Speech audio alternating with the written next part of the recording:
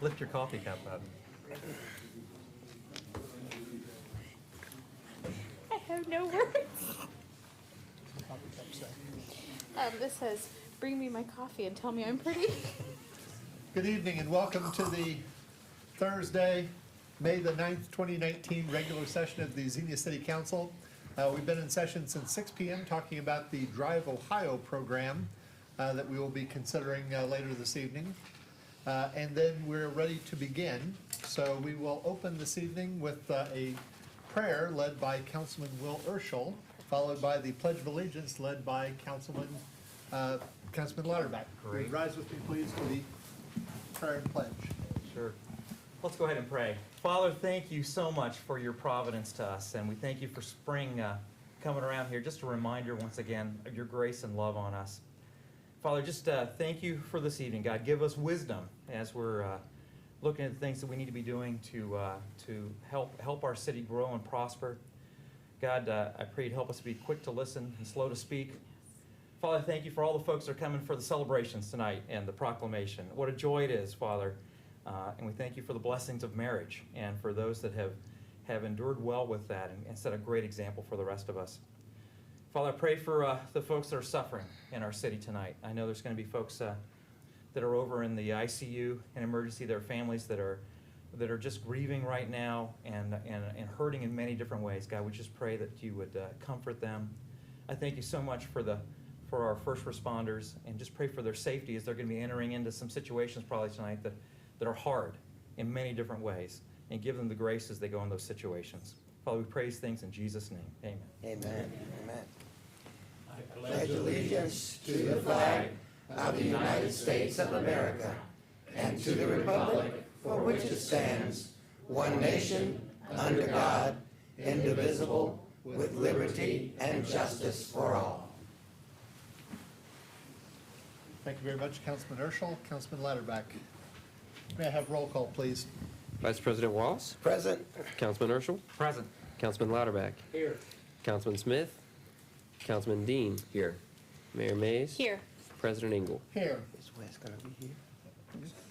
I'd like to make a motion, Mr. President, to excuse Councilman Smith.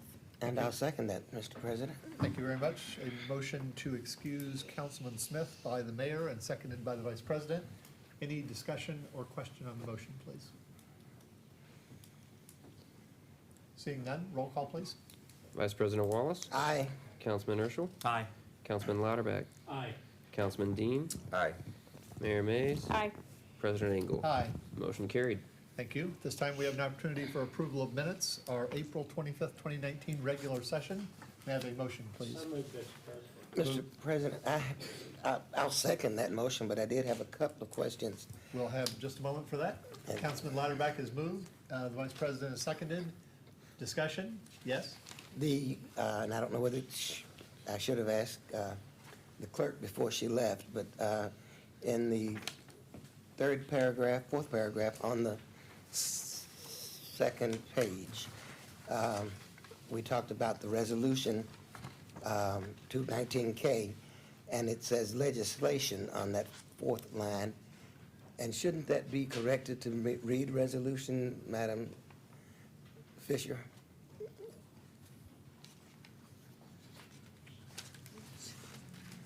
On the second page, or actually it's the third page. It's the third page and the fourth line, and it's are passing similar legislation, and it was a resolution regarding who all, and the next question in that same paragraph is, do we know yet who all else is passing resolutions similar to that, asking the state to make us whole from... Yeah, I think it could read either way. We can certainly make that amendment. And to answer your second question, we don't have that list back yet. I will have a report on the current status of that discussion on local government funds later in my report. So I can give you that much, but we don't yet have a list from OML in terms of the other municipalities. Okay. So we don't need to do anything with it then? I think you could. I don't know that you have to. Would you? Could. I would agree. Ours was a resolution, Right. and it needs to say resolution, I would think, rather than legislation. And if you would offer that up, I think we could let the record reflect that. As a friendly amendment? Absolutely. Okay. Thank you. If that's okay with you? Yes. You made the motion, then I have nothing further. Thank you.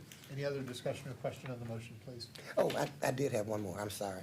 On the, and I don't know what page it is, it's easier to go from the back, but under council comments at the end of the minutes, Councilman Dean had nothing further to share. Vice President Wallace said that it says Xenia Area Association of Churches, and I may have said that, but if I did, it was a mistake. It's the African American Ministerial Alliance. Had a funeral for Jesus. Yes. So it needs to be corrected to read African American Ministerial Alliance, AAMA. Okay? Any other discussion or question on the motion, please? And will you accept that, Mr.? Yes. Thank you.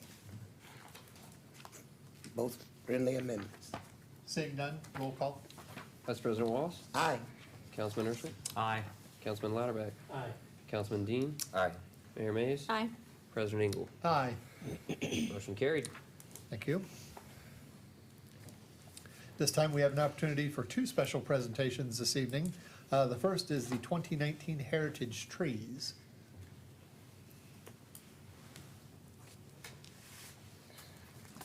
Thanks, sir. If you would provide your name and address for the clerk. My name's Chuck Poor, 1587 Fairground Road, Xenia, Ohio, 45385. Thank you.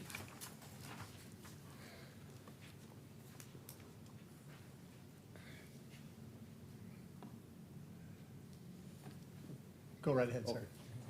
I think that I shall never see a poem as lovely as a tree. That was the first line in Joyce Kilmer's immortal poem, Trees, which he penned February 6, 1913. That's over 106 years ago. Myself and Nelson King are here to support or to represent our Xenia Tree Committee, which started in 2011. And we're here to talk about the Heritage Tree Program of that committee, which began in 2012. And it's also part of our effort to get the Xenia to be a Tree City USA, and having the Heritage Program is part of that. So I'm just going to speak on the Heritage Tree Program at this time. To date, we have over 30 trees that have been identified as heritage trees. And tonight, we will give away 3 more. We'll add 3 more to that list for the 2019. You might ask, what is a heritage tree? Well, it's a tree that's been nominated with certain broad criteria to become a heritage tree. And the specimen should be of exceptional size, form, rarity, natural beauty, or horticultural value. It can also be historic, exceptional age or association with historical events such as the 1974 Xenia tornadoes, or even back before statehood, when we have found one, a 6-foot diameter bur oak. Now 6 feet, my fingertips, that's 6 feet, okay? That's a big tree. It's out there behind the armory. And we estimate that tree to be 360 years old. So the tree could be a landmark tree or even a Grover tree, but it's usually going to be a tree that stands out above the rest of the trees. So tonight, we were supposed to have 3 recipients here tonight. I think we only have 1. But I'll go ahead and mention the 3 trees that they do meet the criteria for heritage trees. And the owner here tonight will receive a plaque and a certificate identifying their exceptional trees as heritage trees. Nelson King is also on the tree committee, and he'll pass out the honors. And I'll give a brief, extremely brief description of their tree. If anyone would like to see photos of these trees, I do have those available. So without further ado, I think we will present our first tree. You have the...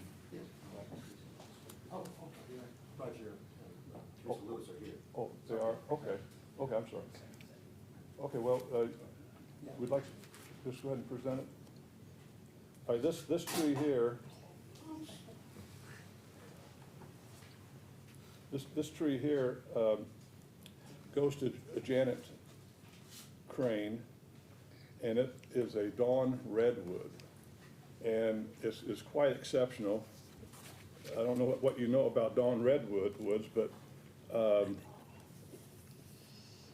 the scientific name of that is meta sequoia, and we all know what a sequoia is, a giant redwood. Well, this is a meta, which means just like sequoia, but it's different in that it's a deciduous tree, whereas our California trees keep their needles year-round. This loses its needles like the bald cypress or anything like that. And these trees were thought to be extinct until the early 1940s, and they found some over in China, and they brought them back, and they have propagated them here. So now we have a tree that used to be in North America 15 million years ago. That's hard to imagine. These trees are actually over 100 million years old as far as being on Earth, and the 15 million, they were here at one time and it went extinct, just like, you know, some of our trees are doing that now. But her tree in particular is 35 inches in diameter. Now that's 3 feet, that's half of that 6 feet, and 80 inches tall, and has a canopy spread of 57 feet. And this is the first time we can actually give you an age because she planted it. So it's 50 years old, and it's a very fast grower, obviously, to reach that height and speed in 50 years, especially the diameter. So that was our. And you say you do have pictures, sir? Pardon me? You do have pictures? I do have photographs, yes. Then the next tree, we are, okay.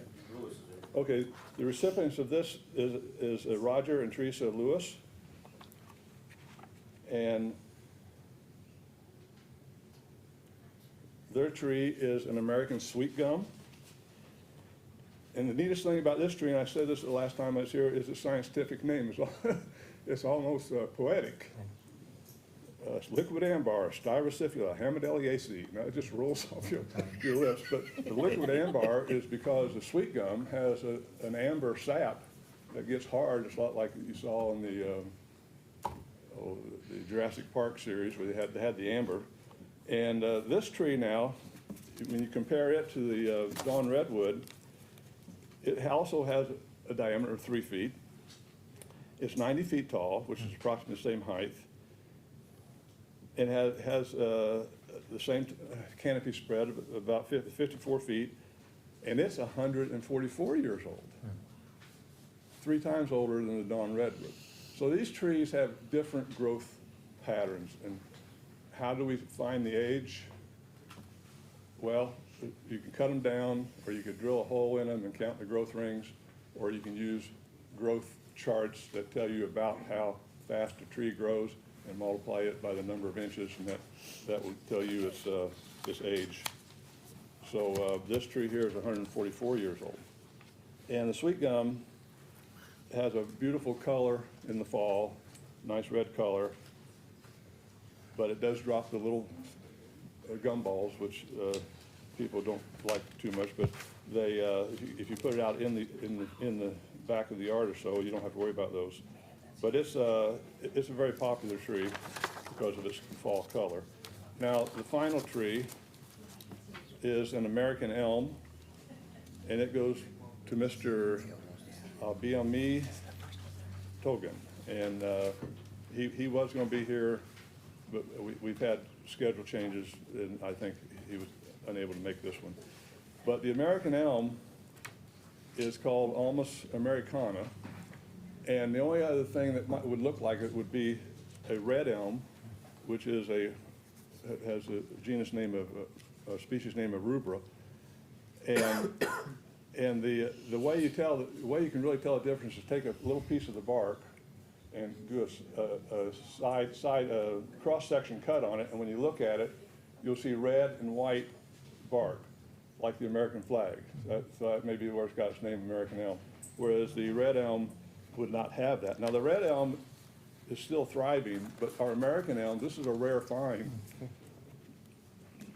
because our American elm went the way of the ash trees back in the 1930s, 1940s, due to Dutch elm disease, which literally wiped all the small towns that had these beautiful umbrella-shaped elms with their trees. They wiped them out. And you saw the same thing happen to our ash trees. You take one insect, and without predators, it can take them out. This tree certainly weathered the 1974 tornado. It is very large tree, 51 inches. That's over 4 feet in diameter. It's a height of 104 feet. The canopy spread is 78 feet, which is a lot bigger than the other two. And it's 204 years old, which puts it back around statehood for Ohio. So those are the three trees we had, and I have the photos if you'd like to see them later, or if anyone have any questions, I'll be more than happy to entertain them. Thank you. Any questions from council? We have a copy of the photos up here. I'm Do passing you? it around. Okay, excellent. Any questions? Thank you very much to the tree Thank committee, you. and congratulations to the winners of the Heritage Tree this year. Thank you very much.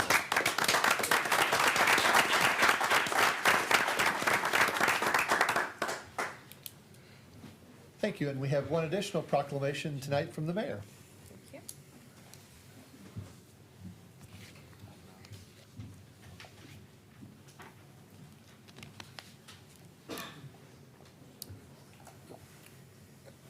I'm going to ask Mr. and Mrs. Haller to come up.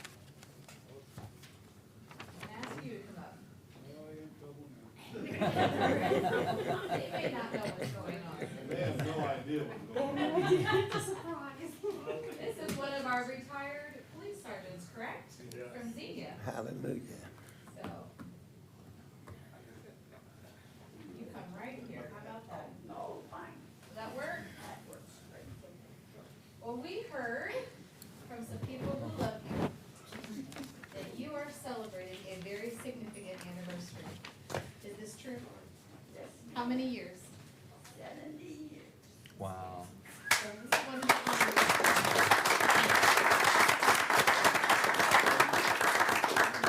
I'm going to read this for you, okay? Be it proclaimed, whereas Mr. and Mrs. Kenneth Haller reside in Xenia, Ohio, and were married on May 14, 1949, and whereas the couple raised a beautiful and loving family of 5 children, including Steve, Peggy, Claire, Susie, and Kent, and whereas Kenneth and Annette are the beloved and doting grandparents to 5 wonderful grandchildren and 4 great-grandchildren, and they, along with their families, have brought them immense joy and pleasure. And whereas May 14th, 2019 marks Kenneth and Annette's 70th wedding anniversary, which is an important milestone in their lives and represents 70 years of love, devotion, and mutual support. And whereas this strong, loving Christian couple has earned the respect of all with whom they have come in contact, and they are blessed with the love and affection of their children, grandchildren, great-grandchildren, and a host of wonderful friends and neighbors.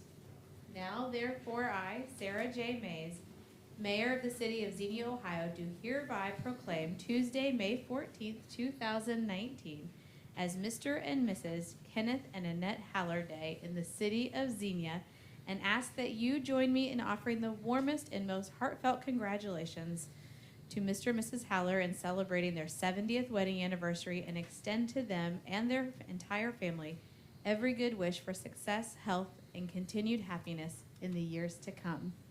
Congratulations.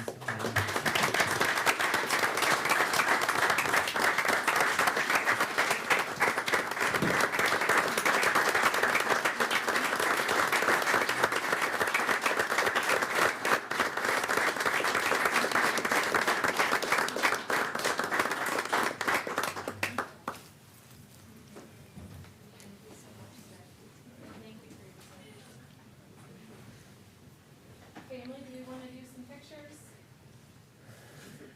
I think your family would like to do some pictures with you, if that's okay. Your family, come on. Yep.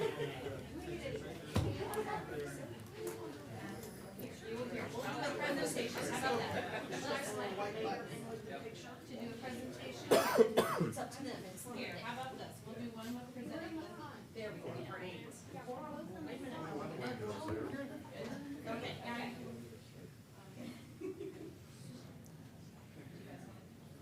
Here, take some pictures.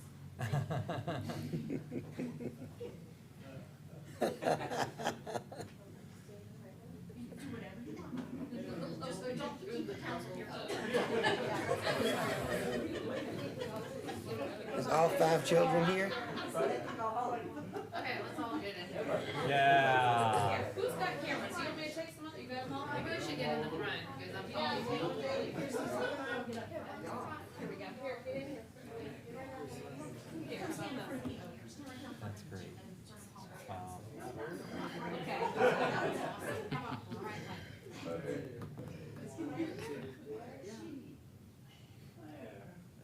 don't know whose this is, but there's like 10 pictures on there. Okay, Claire in. Why aren't you over here?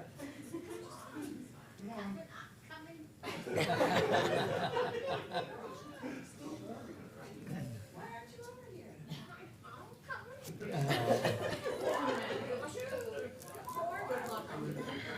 One with the family, one with the outlaws.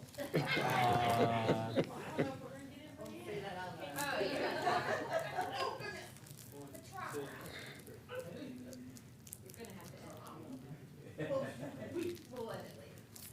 If any family members would like to say something, you are welcome to say something as well. Are we good? We're good. Congratulations. Your seat. Thanks for coming out.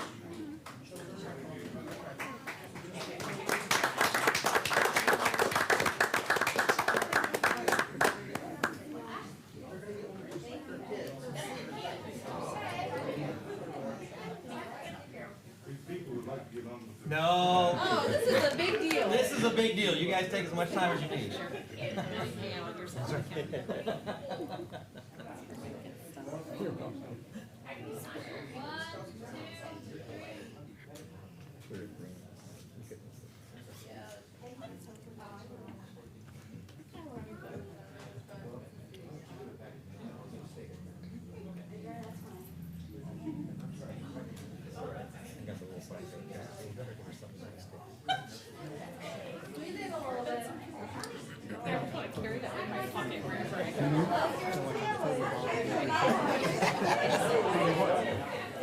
Yeah. Well, I'm in a few of them too. Pay increase this year. Every odd year we've been. Oh my, you know, I mean, Beaver Creek went from 6,000 to 10,000. Oh, yeah. Would a family like to say anything? You've got a minute to say something? Okay, all right. Come on. Yeah. Right? Just You remember have what the I shorts. said out there. I'm the oldest. I'm the oldest, so. I Sir, got for the comments, if drafted. you would please name and address for the recorder. Thank you. Sure. My name is Stephen K. Haller, and for a long, long time, I lived at 233 Omerly Drive in Xenia, Ohio. I currently reside in Bellbrook, but the point I'd just like to make is my mom and dad built their home in Xenia and Omerly Drive in the early 50s. And Dad is a retired Xenia police officer. He was a sergeant when he retired in 1980. He then worked as a veteran service officer for Greene County. He's a World War II veteran. He served in the Navy in the Pacific in World War II. Mom basically raised 5 kids while Dad did all the work, right? I mean, that was the traditional way, the way it used to work. But Mother kind of broke the mold because she's retired from the Xenia Community Schools, where she worked in the cafeteria for many years. They've been an inspiration to their kids, to their grandkids, to the great-grandkids, and we're just really pleased that we can all be here together. Yes. And we're very honored that you issued this proclamation today. Yeah. So we look forward to May 14th, the Thank you very much. Thank you.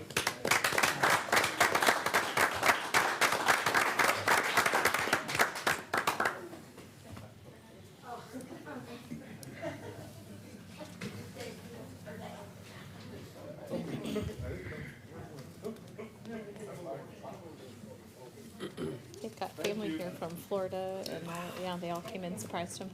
That's great. They just started showing up in the lobby. And her eyes, what are you doing here? Thank you very much. At this time, we have an opportunity for audience comments. Anyone wishing to address the city of Xenia this evening, please feel free to do so. Step to the podium, provide us your name and address. Limit your comments 4 to 5 minutes, please.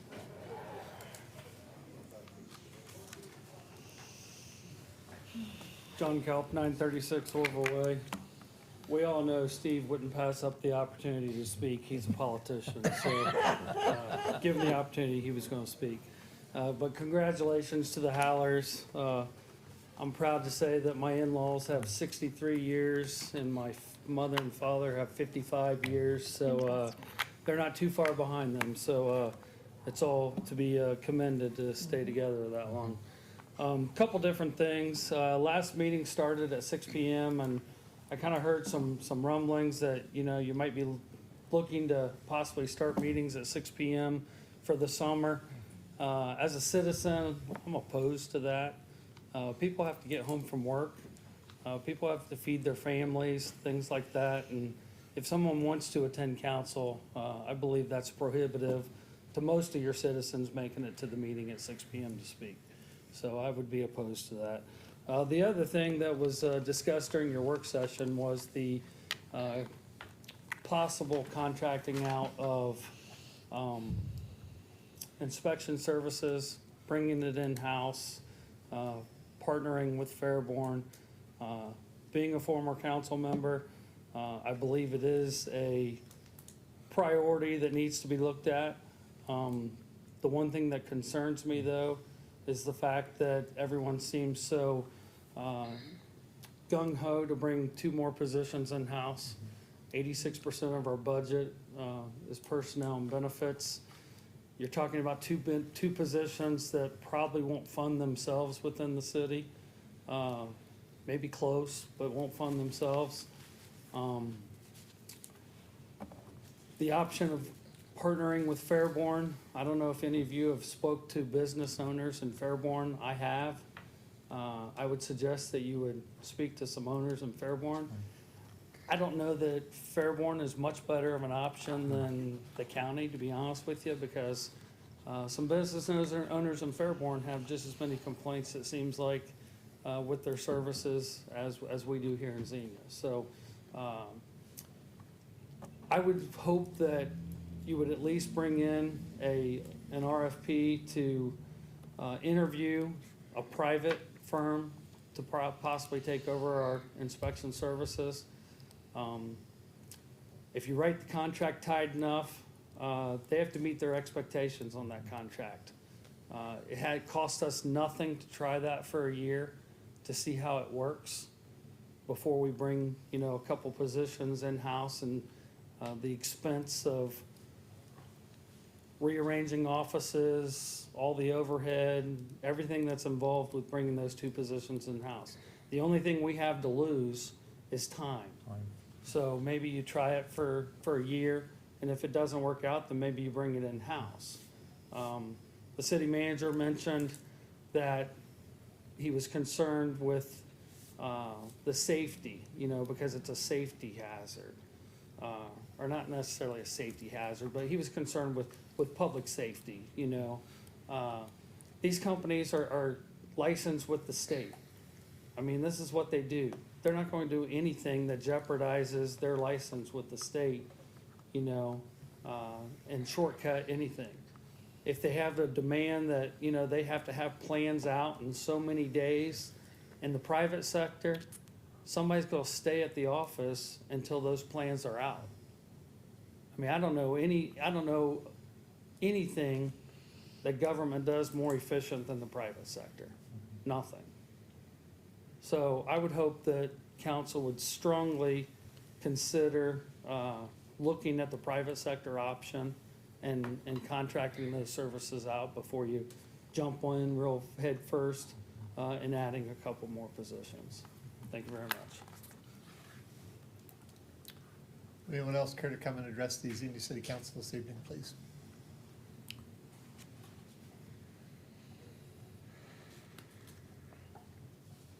Seeing no one else come forward, we'll move on to old business. Only item under old business this evening is ordinance 2019-09, a second reading, determining to proceed with the improvement of city streets and public ways by the lighting thereof within Street Lighting District Number 3 for the years 2020 to 2022, introduced by Councilman Smith. In Councilman Smith's absence, I will move for passage. May I have a second, please? Second. Seconded by the mayor. Any discussion or question on this item, please? Seeing none, roll call. Vice President Wallace, Aye. Councilman Urschel, Aye. Councilman Lauterbach, Aye. Councilman Dean, Aye. Mayor Mays, Aye. President Engel. Aye. Motion carried. Thank you. We have no public hearings scheduled this evening, so moving on to new business, we have ordinance 2019-10, an emergency, amending ordinance 2019-06 to provide appropriations for current expenses and other expenditures for the city of Xenia, Ohio for the fiscal year ending December 31st, 2019, and declaring an emergency. Mr. Finance Director. Thank you, President Engel. The request tonight for additional appropriations is related to two different items and issues. The first is the maintenance on the traffic signalization. We do have a company that we contract with to do work on our traffic signals on a regular basis. Because of the project in the downtown, there is a need for some additional dollars to iron out some of the kinks in the traffic signalization downtown, and so we're requesting some additional dollars for that purpose. There's also a request for additional dollars to be appropriated for the scanning and archiving of municipal court documents. The municipal court has undergone a pretty extensive process over the last several years to try to eliminate some of the older records from a paper standpoint and to digitize those to make it more efficient for them to quickly pull up those records, to provide service, those types of things. And they've been pretty successful in doing that. They acquired a grant to do some of that a couple of years ago. They sought another grant to do it again, but were unable to acquire those grant dollars, and so they're requesting an appropriation in the 363 fund, which is a fund that's funded entirely by court fines, so it wouldn't be general fund dollars being spent for this purpose, but the court would like to wrap up that endeavor to digitize all their documents. Thank you very much. May I have a motion, please, as an emergency? So move as an emergency. Moved by the Vice President. Second, please. Second. Seconded by Councilman Lauterbach. Any discussion or question on this motion, please? Seeing none, roll call. Vice President Wallace, Aye. Councilman Urschel, Aye. Councilman Lauterbach, Aye. Councilman Dean, Aye. Mayor Mays. Aye. President Engel. Aye. Motion carried. Thank you. Next ordinance is, next item is ordinance 2019-11, seeking an introduction, amending the official zoning map of the city of Xenia, Ohio to rezone 14 parcels with the addresses of 602 through 614, 624, 634, 658 through 672, 680, 728, and 750 Cincinnati Avenue, comprising 6.3 acres, more or less, from I-2 Heavy Industry District to B3 General Business District. Mr. City Manager, please. Thank you, sir. Presented this evening is a recommendation the council consider adopting an ordinance to amend the city's zoning map, adjusting the zoning designation for these 14 parcels located along the west side of Cincinnati Avenue and south of Little Miami Scenic Trail. The subject parcels include various properties addressed from 602 Cincinnati to 750 Cincinnati as indicated, and these were represented with the map included in the agenda report that you received for this evening. These properties consist of a mix of mostly commercially used land, including a car wash, a landscaping contractor, a plumbing contractor, and a vacant former ice cream shop. The properties are surrounded with a similar mix of uses. The proposed rezoning was initiated by the owner of 634 Cincinnati Avenue, which is a CAD and machining shop. The owner would like to add a used car sales business on the same property, which is not permitted under the I-2 zoning and our updated land development code. Initially, the owner, initially the owner wanted to rezone just the property at 634 Cincinnati to B3, but after review with our staff was concerned that such a rezoning might be considered spot zoning. So instead, our staff suggested that the applicant reach out to the surrounding property owners, engage their interest in rezoning of a larger area. And following this guidance, the applicant successfully obtained signatures from 8 property owners, all of which endorsed the rezoning of those 14 parcels from I-2 to B3. The proposed rezoning was presented to the Planning and Zoning Commission, which held its required public hearing at its May 2nd meeting of this year, and the commission voted to recommend approval of the rezoning. The rezoning satisfies 6 out of the 7 approval criteria in the city's land development code and furthers the intent of the code, and as such, we endorse the change. This evening, we are recommending council consider introduction of the ordinance for further consideration. Thank you. May I have an introduction from one of my colleagues, please? So introduced. Introduced by the Vice President. Thank you. Next item is an administrative motion authorizing the city manager to execute a memorandum of agreement with Drive Ohio. Mr. City Manager. In line with City Council's articulated expectations, city staff is continuously pursuing unique ways to promote economic growth and workforce advancement in our community. We have recently been exploring one such idea that we present this evening, rounding out the discussion with our work session before the regular session. Drive Ohio is a statewide multi-agency initiative working in partnership with academia and private research development and production entities to position Ohio as the nation's leader in advancing smart mobility. Smart mobility is a concept that entails using advanced technology in application for improving how people and goods move from point to point efficiently. Examples include car sharing programs, on-demand ride services, improved access to public transportation, drones, autonomous and connected vehicles, and intelligent transportation infrastructure. Given Ohio's robust automotive history, our well-established research and development capabilities along a broad spectrum of transportation areas, which includes UAVs and aeronautics, as well as our climate and topography and a balanced mix of urban and rural environments, we collectively believe that Ohio is well positioned to be a research and development and testing leader for these new transportation technologies that are emerging. Being positioned in such a way opens Ohio and its communities up to a broad range of economic development opportunities. Similarly, Xenia is very strategically located in Ohio at the center of the confluence of I-70, 71, 75 corridors, close to Columbus and Cincinnati. We're on the doorsteps of Wright-Patterson Air Force Base, near the UAS Center in Springfield and adjacent to Central State University and Cedarville University, as well as other research centers. For all of these reasons, we believe our location could prove economically viable in the smart mobility efforts that are being advanced here in the state. And if we're positioned effectively in this conversation, we believe that that can lend to some economic development opportunities. We are this evening, in connection to the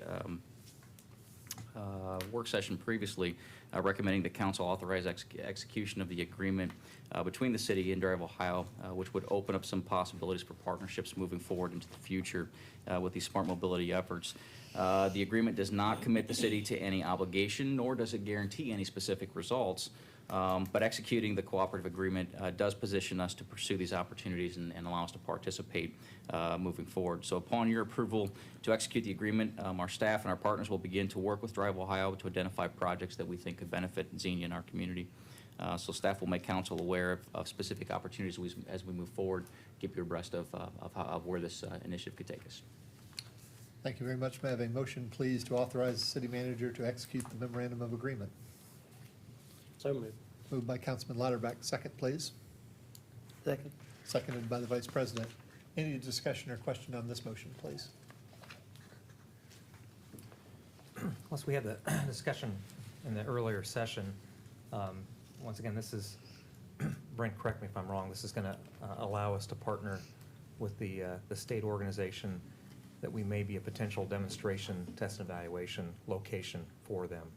And as you mentioned, there's a very rich set of research and development already occurring all around us in the university structure at the base and some private corporations, and I think it'd be a shame to have them then go to Cincinnati or Columbus or somewhere else in the state to do their demonstration evaluation when we're this closely located to them. So obviously they benefit in that they don't have to develop a test infrastructure site, and we'll benefit in the context. We'll get a lot of insight in terms of the techniques that are coming, especially as we would work within a municipality. So I think it's a win-win for both sides. Obviously, we're not committing any specific projects at this time, but it gives us the opportunity to participate in the group. So I just think it's a great opportunity for us, and that we ought to proceed. Thank you. Any other discussion or question, please? Seeing none, roll call. Vice President Wallace? Aye. Councilman Urschel? Aye. Councilman Lauterbach? Aye. Councilman Dean? Aye. Mayor Mays? Aye. President Engel? Aye. Motion carried. Thank you. Next item is also an administrative motion authorizing the city manager to execute change order number 1 with John R. Jurgensen Company for the 2019 street paving program and establishing a new not-to-exceed cost of $383,482. Mr. City Manager. Thank you, sir. With the award of the bid for the 2019 street program, the city received a very favorable bid total, coming in well below our budget estimate. As a result, there remains just over $73,000 from the original budgeted amount in the general capital fund appropriation to complete additional street rehabilitation work this year, if it's council's pleasure. Council's pleasure. Given that there were a couple sections of West 2nd Street that were not included in the overall rehabilitation project that we have underway right now, and these sections were either not grant eligible or for some reason didn't fit into the overall financial ability of the funds that we had lined up. Our engineering staff thought it would be appropriate to finish out that entire project with these remaining funds. The two sections that we are referencing, the first is between Church Street and Southwest Street. The other is a section from Progress to the US 35 bridge overpass. So again, approval of the change order would allow us to complete out repaving of those additional sections of roadway on 2nd Street. Any funds remaining beyond those two areas of improvement, we would focus on a portion of Wilson Drive between Morningside Drive and Meadow Lane to deal with some degradation at that location due to some drainage issues. To authorize the additional work, council would need to approve execution of change order number 1 as included in the agenda tonight with John R. Jurgensen Company for the 2019 street program. This would establish the new not-to-exceed cost of $383,482, and we are recommending approval of such this evening so that we can get this in their queue and included for the project this season. Thank you very much. May I have a motion, please, to approve execution of change order number 1? So moved. Moved by Councilman Lauterbach. Second, please. Second. Seconded by the Vice President. Any discussion or question on this motion, please? Thank you very much for continuing to do what we can, where we can with our street program with excellently bid monies for this year. Roll call, please. Vice President Wallace? Aye. Councilman Urschel? Aye. Councilman Lauterbach? Aye. Councilman Dean? Aye. Mayor Mays? Aye. President Engel? Aye. Motion carried. Thank you. Next item is also an administrative motion authorizing the city manager to execute a contract for the renewal of property and liability insurance through Montgomery Insurance and the Public Entities Pool of Ohio for 1 year effective May 1st, 2019. Mr. City Manager. Thank you, sir. The City of Xenia must maintain sufficient liability and property insurance to protect the interests and assets of our community. We do this by taking action annually to renew our insurance, and we are again at that time of the year.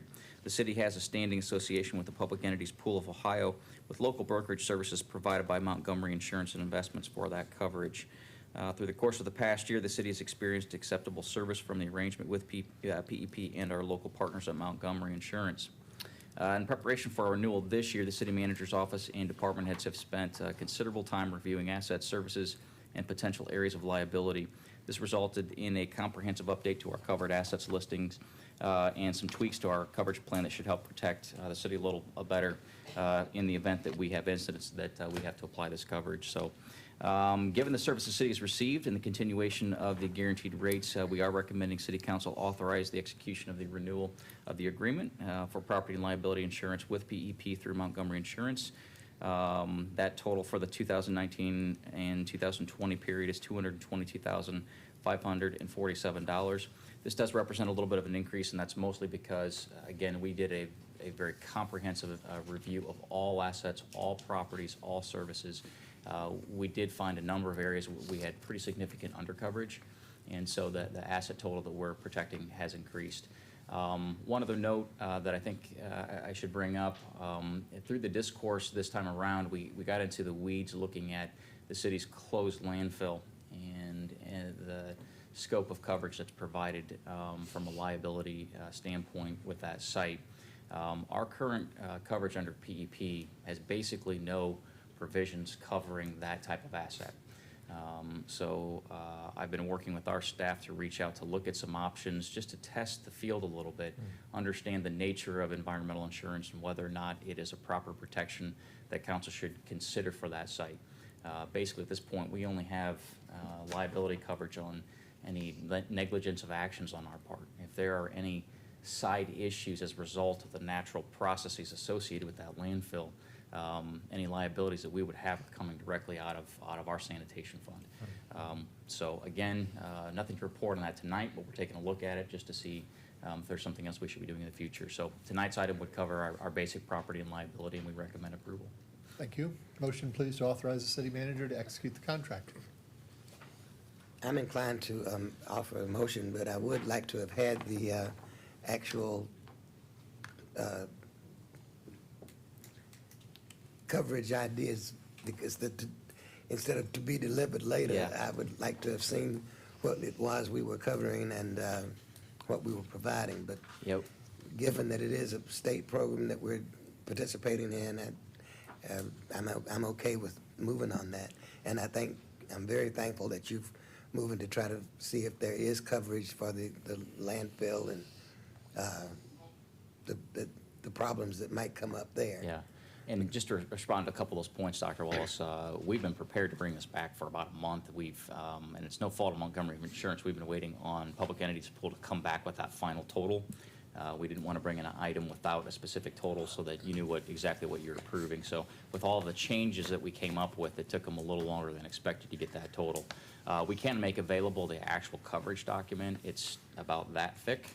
So if anybody wants it, we can make it available. But it has all of our listed assets as well as the generalization in terms of the different areas of coverage for the How thick would you say it was? of that thick, which is obviously why we didn't print the whole policy. Exactly. Bedtime reading. Exactly.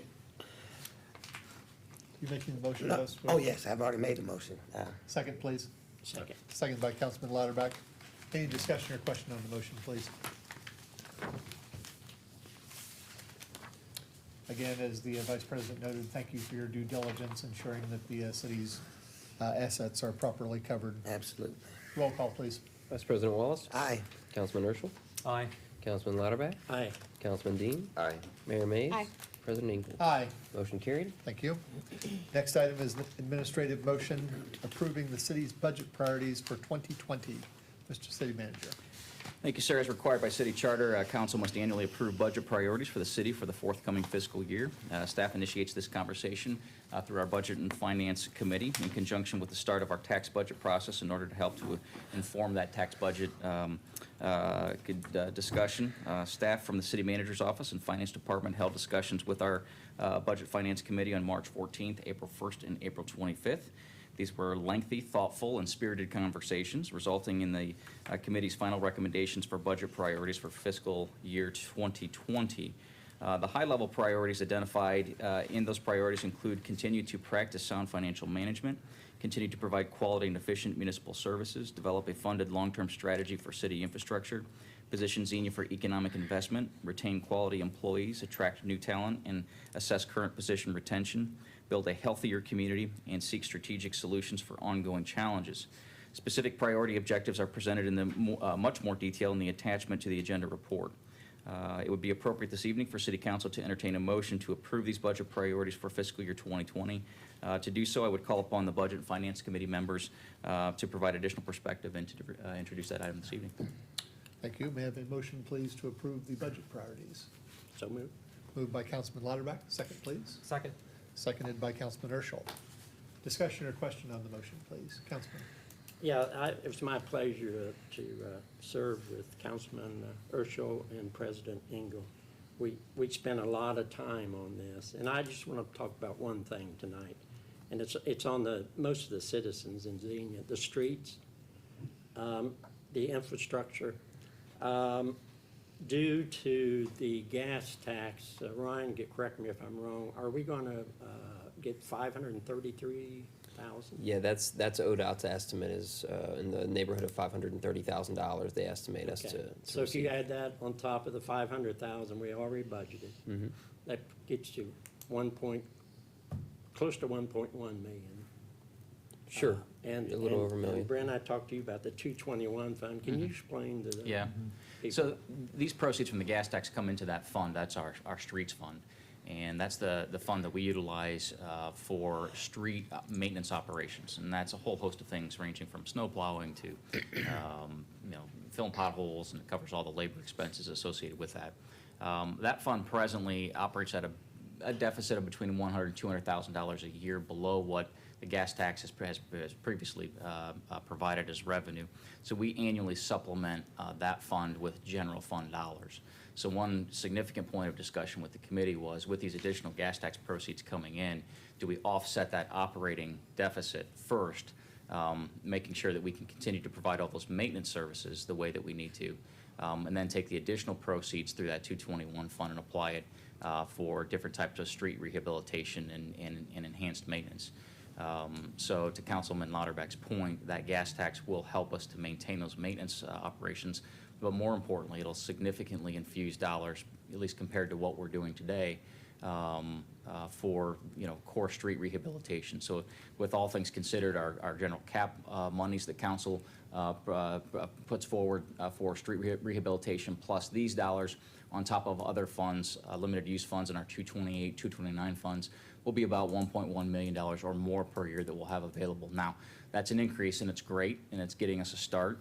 But as we've discussed with council, that still represents only about half of what we should be spending per year to really be gaining the ground that we need to gain.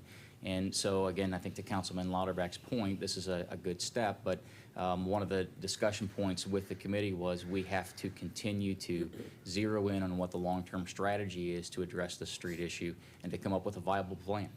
And hopefully that doesn't include a tax increase. But, keeping in mind the challenges we face and the fact that we have to address this issue, we have no choice. Had the street levy passed, it would have meant 1.3 million a year for 10 years. Mhm. We're almost there right now. And if Governor DeWine would release some of the local government funds, Right. that's $1 million, local government funds, a state tax, what else is there? We lost. Yeah, the tangible personal property tax was another major revenue source that we lost, along with estate tax and local government funds. Those are the major pieces that were cut. And I know I'll get on my soapbox again, but I'm disappointed so far in Governor DeWine. $3.1 billion in the rainy day fund. The streets in Ohio are raining. So how about releasing some of that money? Give us half of it, and that would put our street program. We could do a lot. We could do a lot with that money. So that's just my personal opinion. That and 79 cents will buy you a cup of coffee at McDonald's. Any other discussion or question on the motion, please? Yeah, a couple of items, and once again, it was a real pleasure to work with Dale on this and just get a lot of background on a lot of areas, so thanks so much for that. You're welcome. We added some specific points in the detailed set of priorities that I wanted to bring out too. One was that we wanted to look at strategies to recoup or reduce expenses in underfunded areas, and more specifically, we have two areas for municipal services. One is with the municipal court, which is mandated by the state of Ohio, which due to the way the Ohio Revised Code is written, we're taking a large part of the burden of the cost of the municipal court for the townships and some of the villages that surround us. And once again, that's not anything we can affect here from a city council perspective, but we can pursue with the municipal court judges and our state representatives. So we've asked the city manager to do that and start looking at that. And looking towards a potential of having a single municipal court here within our county, which would reduce duplicative costs between the two existing municipal courts, the one here and the one in Fairborn, but then also give us more equity in terms of the share of the burden of that, and so that the city of Xenia would not be taking that burden. And once again, that's per the Ohio Revised Code. The second item has to do with the issue of medical transport. And so the first is a mandated by state law. The second one is not a mandated activity, but we provide that service. But we are taking a significant burden of cost in terms of providing both emergency and non-emergency medical transport within the city. And it's getting to the point where it may start sizing our fire department personnel to respond to that. So one of the things we want to take a hard look at is how we're recouping costs in that area more aggressively there, but then also other means so that we would not be expanding and maybe potentially reducing some of our workload of our fire personnel that are directed this way. Second item is under the long-term strategy for the city infrastructure. One of the items we brought in there that we need to have a strategy for the street conditions, and which would also include a pavement management strategy. It isn't just how much we spend per year. We need to have the ability to do some projections out for the next 20 to 30 years, and which streets need to be worked on at what time, and what the bang for the buck will be between maintenance, rehabilitation, and replacement of the various streets. And so we need a way to set up a roadmap and understand, grade ourselves against how we're actually accomplishing the work there, and what the effect would be if we do not proceed in the longer term. So that's another area we added to our budget priorities. We also said underneath the employee retention and attraction of new talent, we also said we'd like to assess current staffing retention with regards to the city infrastructure and the funding of the municipal services. And we're going to have a hard set of decisions, because we may come to the point of saying, if we're going to do some of this infrastructure work, we may have to go back and look at reduction of personnel or some positions as well. So we ask, as part of budget priorities, that we take a hard look at our current personnel infrastructure there, and at least we'd have a proactive look in terms of those decisions between improvement of infrastructure or addressing this infrastructure program and the personnel that we have. Once again, no specifics with that, but we felt like we need to take a hard look at that. And then one other item we also said under building a healthier community, we felt that there are a number of the services that are putting a strain upon our municipal services, a number of factors that are putting the strain on the municipal services that could be addressed with partnering through social services and the faith community in the area. And then we need to, once again, this is not all a set of issues for the city to resolve, and as a matter of fact, we don't have the resources to do that. But we have a very strong set of social services from the county and the state level, most of which are headquartered here in the city of Xenia, since we're the county seat. And we have a very strong faith community as well, with over 80 churches within our community, and we felt that gives us a tremendous amount of resources that we should be able to leverage to address some of these issues that are putting a strain on municipal services. So I just want to bring out some of the specific adds to the budget priorities as we present it to the broader council. Any other discussion or question on the motion, please? Seeing none, roll call. Vice President Wallace? Aye. Councilman Urschel? Aye. Councilman Lauterbach? Aye. Councilman Dean? Aye. Mayor Mays? Aye. President Engel? Aye. Motion carried. Last item under new business is an administrative motion approving the scheduled bills in the amount of $395,484.58. Mr. Finance Director. I have nothing specific to note on the bills. Thank you. A motion, please, to approve our bills this evening. So moved. Moved by Councilman Lauterbach, second, please. I'll second. Seconded by Councilman Dean. Discussion or question on the motion, please.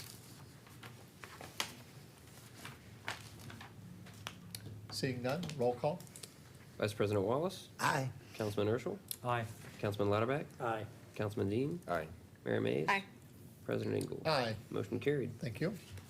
This time we have an opportunity for reports of committees. First committee is the Board of Recreation, Arts, and Cultural Activities.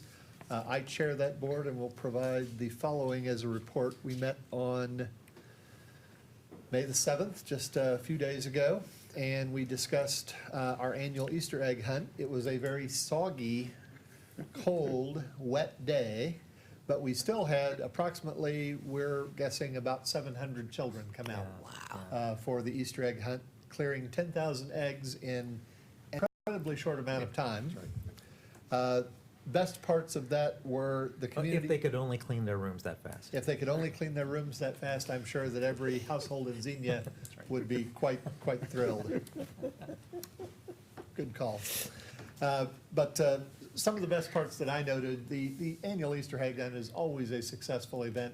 I know that a number of members on council provide baskets for it. Our firefighters, as well as our public service employees, provided a large number of baskets for that, showing their generosity and interest and investment in our community's children.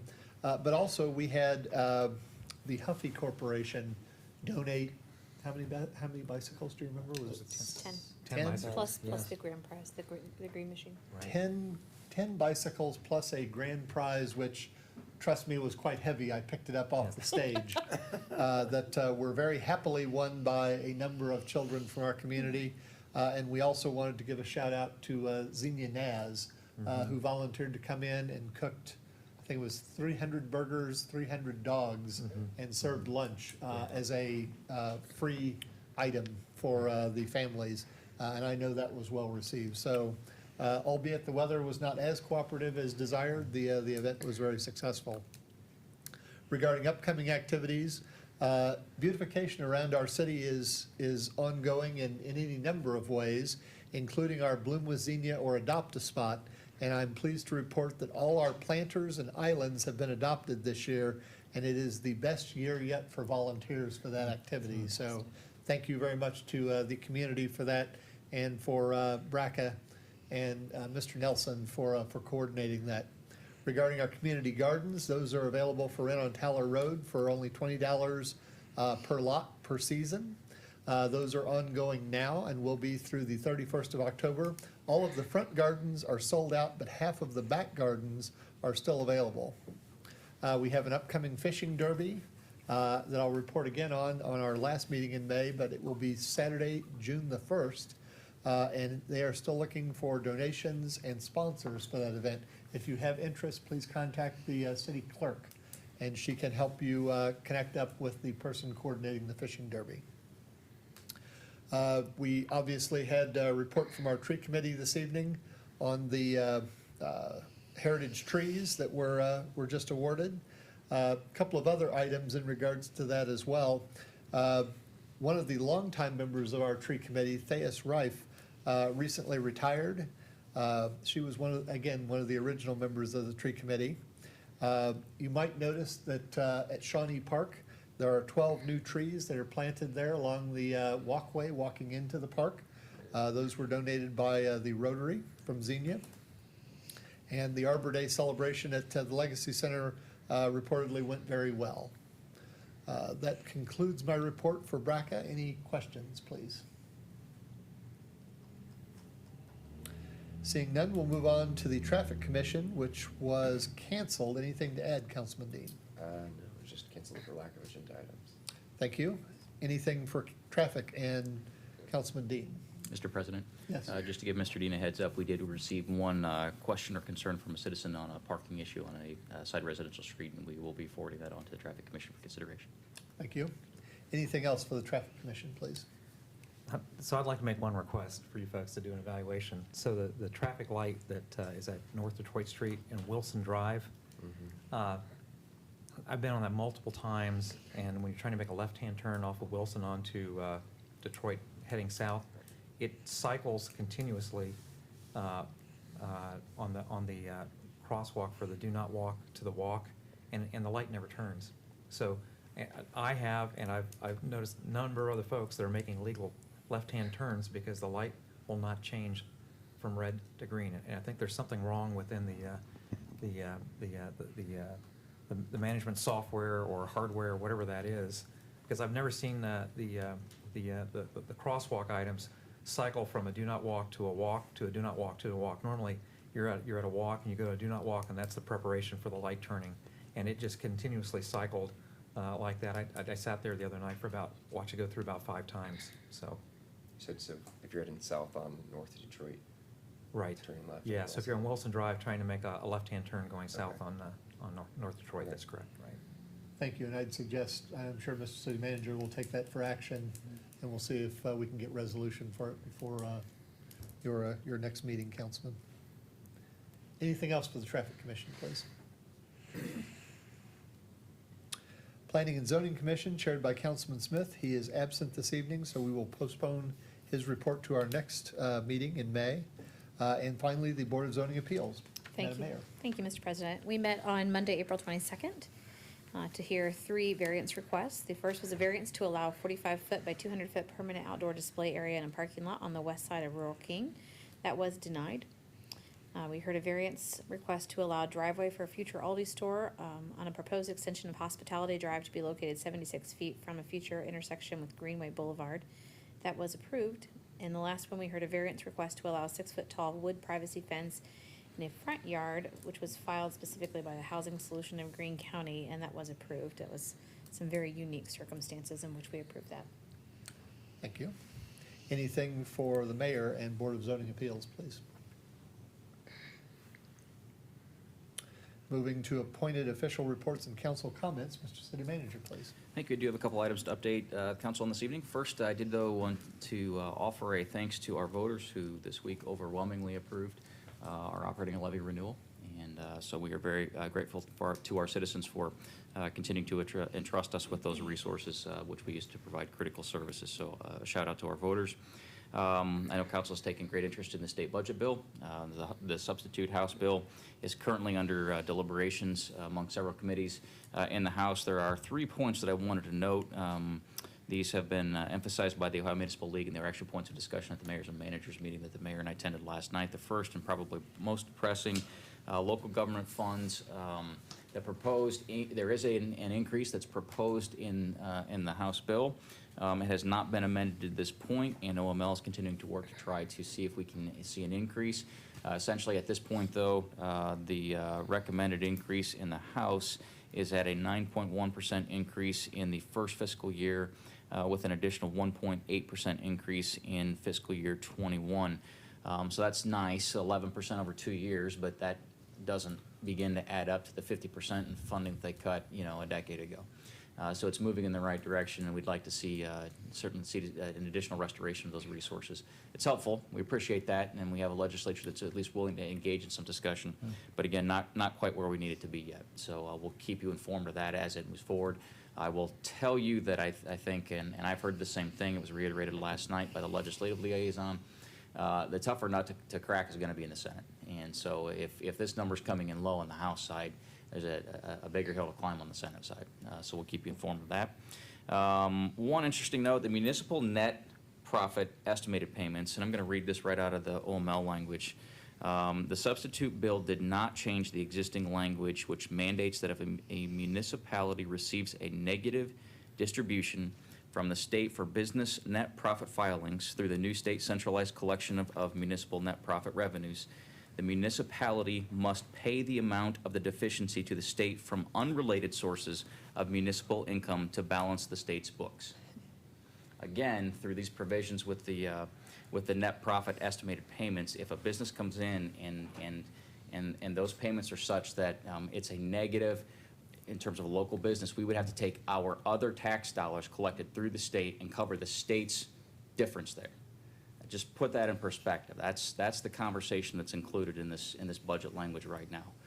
If you're scratching your head, so are we. And this was one of the points that I think mayors and managers brought up quite a bit last night. It makes utterly no sense other than making the state whole at the expense of local government. So again, some steps in the right direction. This is not. This makes absolutely no sense.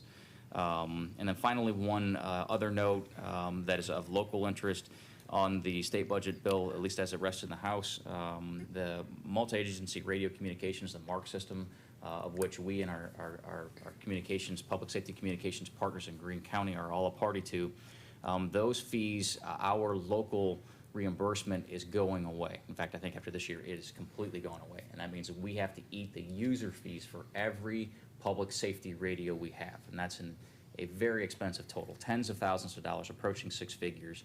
The state has made some an initial provisions to provide some funding to local communities to offset this expense and also encourage continued participation in marks.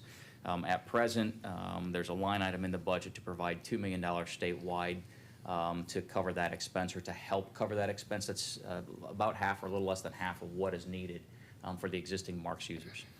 So again, appreciate the fact the state's making some consideration, but these are, public safety service expenses that the entire state benefits, and it would be nice to have some assistance with these costs moving forward. So we'll continue to monitor OML and these changes, continue to communicate with our legislators to express, the concerns that we have in advocating for a budget bill that does its best to help provide local resources. Just two final notes as well. Had the pleasure with a couple staff members of attending a ribbon cutting this past week at the Cesar Ford Park. Greene County Parks and Trails, and I want to give credit to the Greene County Commission and to the Parks Department. They've done a fantastic job of helping to transform this park. This is their largest park in their entire network. They've made significant investments in the park to revitalize that asset. It's literally 3 minutes from our present location, and it's tremendously underutilized. So they are planning a summer concert series, Summerfest as they're calling it. Got some information on the board here. Tickets are available for this event. It's Saturday, June 1st, starting at noon. They're bringing in quite a bit of pretty good regional talent to this concert, and they'll have a series of these concerts through the summer. So we want to encourage folks to take advantage of these opportunities right here in our backyard. Folks, we love, we hear all the time, there's nothing to do in our community. There are things to do in our community. You just got to sometimes drive down the road 3 minutes. So we want to say thanks to the county and their continuing efforts to provide those recreational amenities and encourage folks to participate. And finally, and then I'll be quiet for the night, our first neighborhood night out of the season is scheduled for May 21st from 5 to 7 p.m. That'll be at Shawnee Elementary School. Encourage the council to come out and have an opportunity to interact with residents. Lots of partners, significant donations from Kroger. I want to thank Xenia Community Schools for all of their efforts in helping to host this and to facilitate it. A number of other community partners, universities, social service providers. Great opportunity to come out and learn about the services provided in our local community. Grab a hot dog and some other snacks, a bouncy house for the kids. We typically have rain this first event, so hopefully we'll be able to avoid it this year. But again, encourage our public. Everyone's welcome. It's specifically geared for the folks in that neighborhood, but anybody in our community is welcome. That's all I have this evening. Thank you very much. Anything for our city manager this evening, please? I would like to, rather than wait until after we get had again by the state, I would like to see us develop another resolution to tackle that issue that you mentioned about us taking care of the shortfall of the state's expenses. And then not only should we develop a resolution that we would ask them to reconsider that, but also contact our other colleagues in other municipalities, townships, counties, and so forth, because that's just another instance of the state getting whole on the backs of the local governments. And we can't sit around and wait and let that sort of thing happen without at least talking to our legislators and local legislators, gets the Senate and the House. But they have to understand that if the federal government did the same thing to them, they would be shouting to the highest hills. Essentially, it would be the federal government telling the state government that any state income taxes they collect are going to be centralized, and there'll be, coverage for any, business consideration for their losses. I mean, when you put it in that context, Councilman, you're absolutely right. They would throw a fit. Absolutely. And so, I think Xenia is a homeroom community, and we feel very strongly about our ability to operate our city in a manner that provides good stewardship and is lawful, but also retains that local control. And the centralization of these taxation issues ought to be a huge red flag for all of us. Absolutely. And if any of you have questions on specifically what that provision means and that net loss carry forward, Ryan's a great resource. I can help with that as well. We encourage you to understand that provision so that you individually then can reach out to our state legislators and let them know how you feel about it. Well, and remember, the reason that they're now collecting that tax is because they wanted to. They wanted Exactly. to take that over. Right. They're not willing to take on any of the liabilities. So any argument, centralized collection of municipal income taxes was anything other than a money grab by the state, quite obviously doesn't wash. Absolutely, absolutely. Councilman? I'd like to piggyback on that. You know, I want to talk to the citizens. It's your tax dollars. It's time you got mad. I mean, really, look at your tax dollars. You can't tell a Republican from a Democrat anymore. You can contact Bill Dean, Bob Hackett, Governor DeWine. If you're listening, I mean, this is your tax dollars we could pave our streets for 100 years. Why does the state have the ability to just do, I mean, I thought Governor Casey's was bad, but Governor DeWine's no different, folks. $3.1 billion in our rainy day fund. Why can't they distribute that? If they distributed half of our local government funds, we could pave a lot of streets in this city. Exactly. So, I mean, I get upset when I talk about it, but, I mean, I can only do so much. You, the citizens, have to do something. You voted down our street levy. Now's your time. We can pave the streets if the state will give us back our money. Thank you. Exactly. But the resolution can be prepared? Sure. Okay. Yeah, because bear in mind, this is the first phase of this process. It's going to go through the House, going to go through the Senate, going to go through reconciliation. The governor's got to sign it. So it has to be done here before we get into mid-June. But we have sufficient time to get that prepared back to council for approval and expedited up to Columbus. Please, thank you very much. Certainly can. And we don't need a motion for that, it's gonna happen. No, I'll prepare something and have it for you on the 23rd. Writing resolutions against the state's actions are something you, I've ma'am. done a lot and I enjoy. And She may please take share too much widely pleasure in it, with our actually. Fellow municipalities. through Absolutely. channels. Yeah. Yeah, I always share with the municipal league when we're getting ready to do something like this so they can share it with other communities Absolutely. too. Great, thank you very much. Anything else for our city manager, please? I just had a comment on the operating levy. So, good news that it passed, but it was advertised as a 3.5 mil renewal levy. And once again, per the Ohio Revised Code, they've got two flavors of millage. There's something we call inside millage, which is only, we're allowed 10 mils per municipality for that, or county area.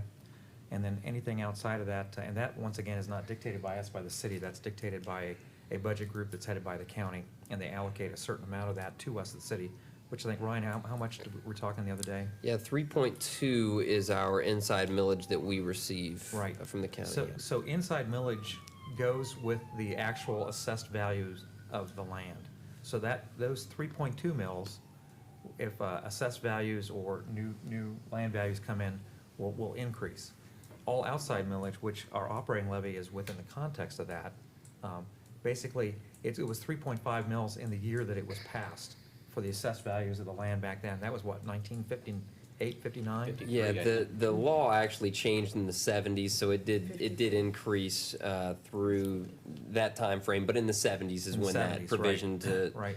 yeah 74, I think, is when they were frozen. Yeah. 74. So you think 3.5, well, mill is a $1 collection per $1,000 assessed value of the property, and the assessment is done by the county auditor. And so you might have thought that the city was getting $3.5 or $3.50 per $1,000 assessed value. But the reality is, because this was in this outside millage, its actual value was about $1 per $1,000 assessed value. And that value will always continue to reduce within the context of the property. So it was a good thing that was passed, but realize it was nowhere near what may have been advertised was on the actual election. And once again, we may have to look at some other things at the future. We might have to do a replacement versus a renewal on that millage, which would allow us to bring up to date the actual assessed value versus what was assessed back in the 70s. So just one comment on that. Thank you. Anything else for our city manager, please? Mr. Finance Director. Yeah, I would just, to Councilman Urschel's point, the levy that was passed, it is important. It generated it's generated somewhere in the neighborhood of about $420,000 for us here in recent years. That's essential revenue for us to continue to provide core services. So it is important revenue, but it is really closer to about $1 million is what people are actually paying when they pay that levy. But it is important. Also, it related to the income tax measure and what the city manager had discussed about some of the legislation at the state level related to municipal income tax. That's legislation that came about because the state did not think through all of the consequences of their initial legislation. And if you talk to people at the state level and some of those offices in the Department of Taxation, they'll even tell you that when I've been on the phone with them asking why they're doing what they're doing with some of their settlement sheets that they provide to us on a monthly basis, it was, we didn't think of that. And if you may have heard that in the state budget, they appropriated several $1 million that were not originally in the state budget, and it was because they didn't think about some of these consequences of the way that there's going to be a difference in timing as far as what somebody files in 1 month may be very different from how ultimately their tax return ends up at the end of the year. And so it's an unintended consequence, and they're trying to fix what they did, but what we would prefer is if they just undid it all and allowed us to maintain control at the local level, because we've experienced some very significant issues with estimated tax payments and significant decreases in that since the state has taken over, and the state seems completely incapable of providing us legitimate answers as far as why there are significant changes in what we're seeing as far as revenue since they've taken over. So it's a troubling issue. I wish I was optimistic that a resolution was actually going to make a difference. Certainly, council, I'm supportive of you passing that resolution, but we've passed a lot of resolutions against the centralization of this tax collection, and unfortunately, so far, the state has not paid a whole lot of attention to the municipalities, the many municipalities who have filed or who have passed these resolutions opposed to this type of legislation. So hopefully at some point they'll recognize that this is an issue, and that rather than simplifying things, they're only making it more complicated, and they take their hands out of this. But this is the hand that we're dealt for now, and so we'll continue to do our best with it. Councilman? I'd like to piggyback on that. You know, that piece of paper might not mean a thing to them, but they've got elections coming up. The people can speak loud and clear when they have elections coming up. Exactly. Some of them need to be taken out of office. If they don't want to listen to the people that put them in office, like all the cities, don't vote for them. Thank you. Councilman, I was thinking exactly the same thing. Elections are coming up. You, the citizens, that is your time to be heard. Please Exactly. write letters to them. Please tell them what you think. But take note, if they do not consider and abide by your views, you have the power at the poll. Power of the ballot. Anything else for the finance director, please? Madam Law Director, I have nothing, Stephen, thank you. anything for our Law Director this evening, please? Looks like you get off light this evening. I bite my tongue tonight. You're biting your tongue? Now's not the time to bite your tongue. Well, when we talk about what the state has done to municipalities for the last, I'm with you, Councilman Louderback. It just makes my blood boil. Some of the things they've done, and there was just no reason for it, other than, I mean, the appearance of it is that they've been trying to kill the cities in Ohio. I've been doing this 21 years. All the economic development I've ever seen generated at the local level, not anything the state ever did. How do you expect cities to develop? How do you expect businesses to want to come if cities can't provide those core services if you're taking the money? Exactly. And I think that's the most important thing for our citizens to understand. The money that the state is taking, the local government fund, that are our citizens' tax dollars. Exactly. And the only service you get from the state is they plow the state highways. They don't provide your water, they don't provide your sewer, they don't provide your police, they don't provide your fire, but they're keeping all that money. So to piggyback what you said, I think you're absolutely right. Our citizens need to be up in arms about this, and they need to contact their legislatures and let them know, this is not okay Enough's with us. enough. We want our money back. She was gonna bite her tongue. Thank you very Sorry. much. Now we have opportunity for comments from council. Madam Mayor, please. Thank you, sir. On Friday, April 26th, it was Arbor Day. The tree committee that was here tonight did a wonderful job of planning a celebration at Legacy Christian Academy, and they always plant a tree, but I want to congratulate the elementary students. They, each grade level, put on a presentation, either did a poem about trees or shared facts about trees, and several of them did verses that they had memorized in the Bible where the trees are used as examples. So it was a lot of fun to be out there and celebrate with them. Also that same day in the evening, I was able to attend the 88th Air Base Wing's 75th anniversary celebration. We had a lot of fun, a lot of people there to celebrate that.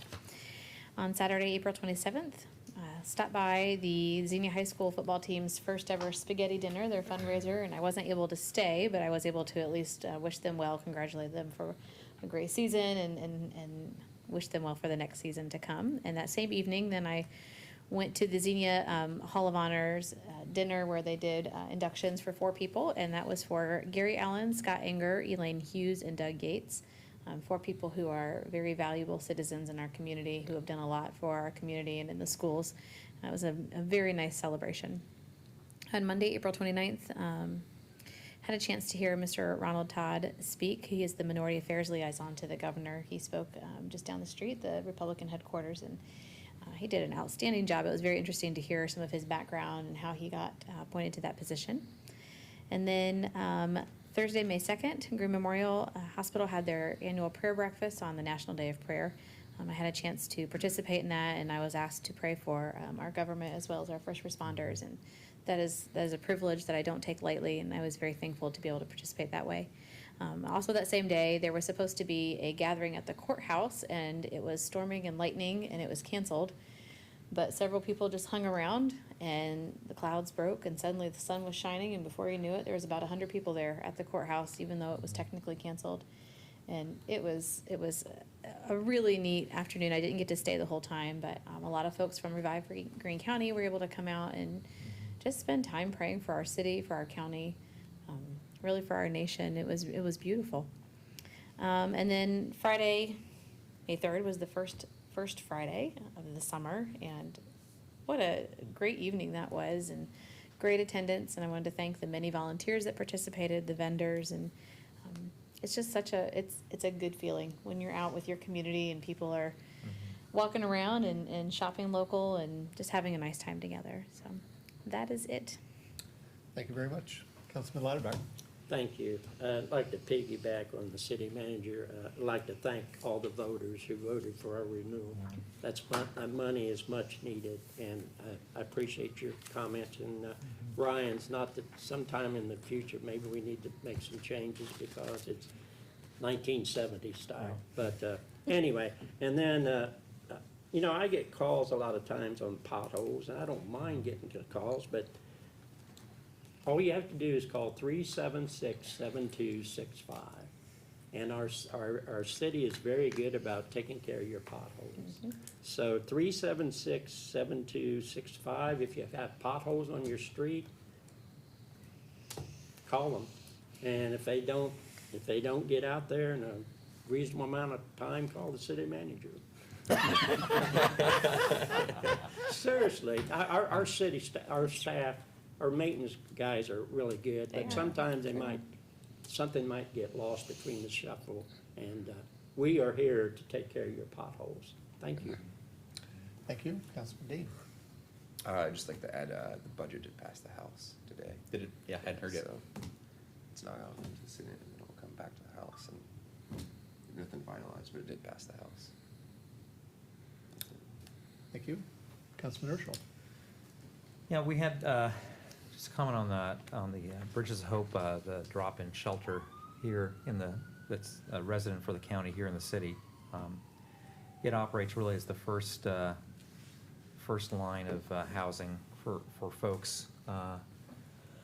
There isn't any time delay for folks to be able to take advantage of that. It's principally for single men, single women, and couples, no families.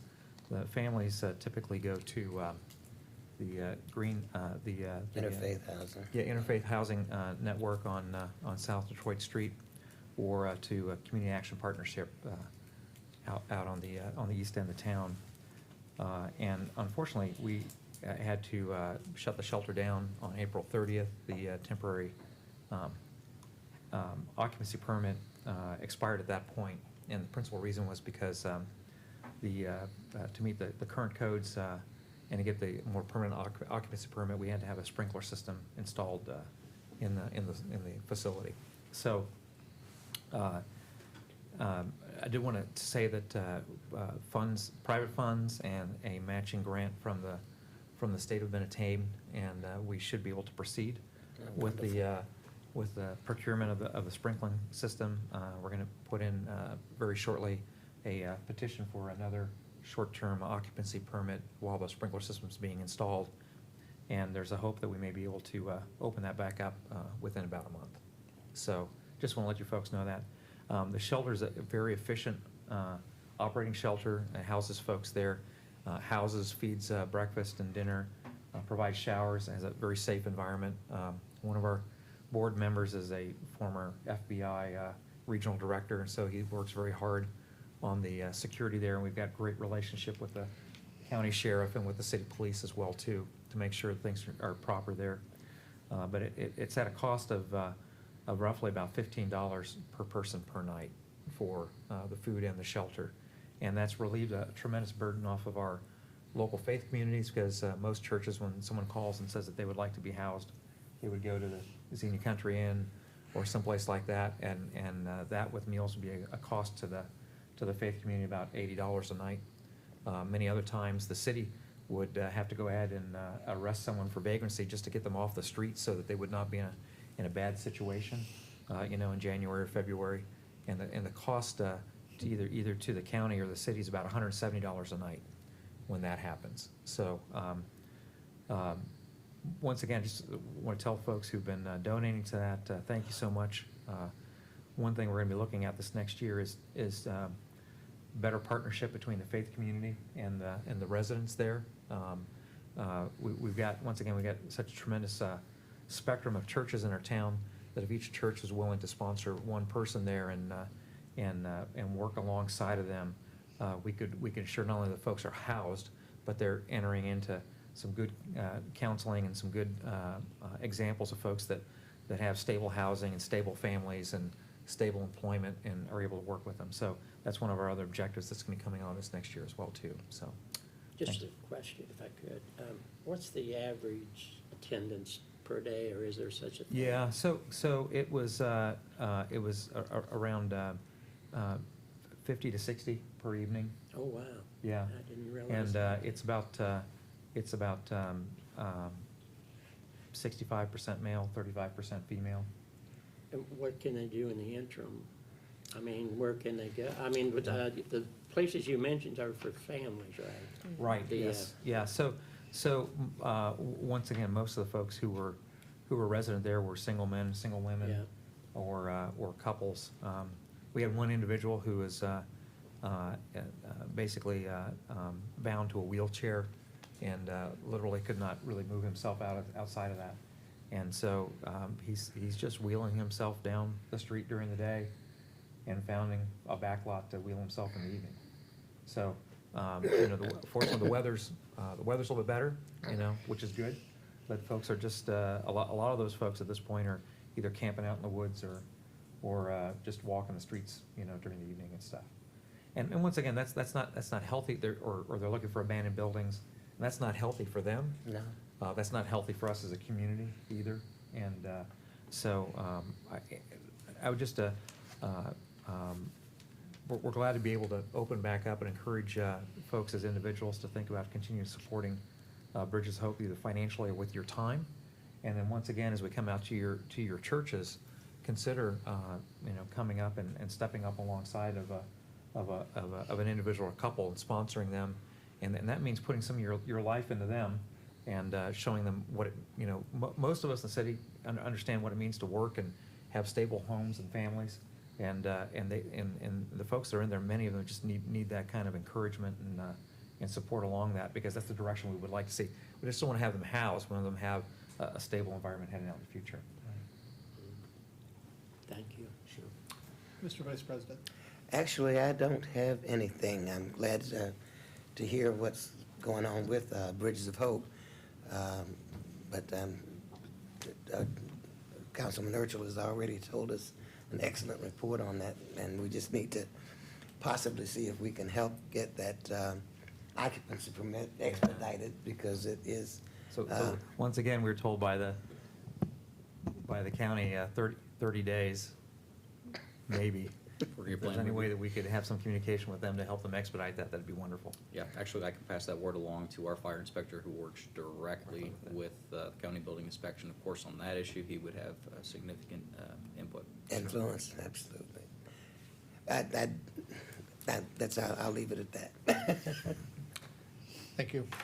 I had one item that I neglected to mention from my BRCA report that I wanted to make citizens aware of. There was also a winter photography contest held recently and was judged. The photos are really quite striking, and they're actually in the front hallway of our city building here, and would invite anyone that comes into the city hall, or if someone would be interested in seeing just some great photography of winter in Xenia, to stop by and look in at on the first floor of City Hall, right as you walk in the doors to your left. I think you would enjoy that quite a bit. Other than that, I have nothing else to add and would ask for a motion to adjourn. So moved. So moved. Moved by Councilman Lauterbach, seconded by Councilman Urschel. Roll call, please. Vice President Wallace? Aye. Councilman Urschel? Aye. Councilman Lauterbach? Aye. Councilman Dean? Aye. Mayor Mays? Aye. President Engel? Aye. Motion carried. Thank you.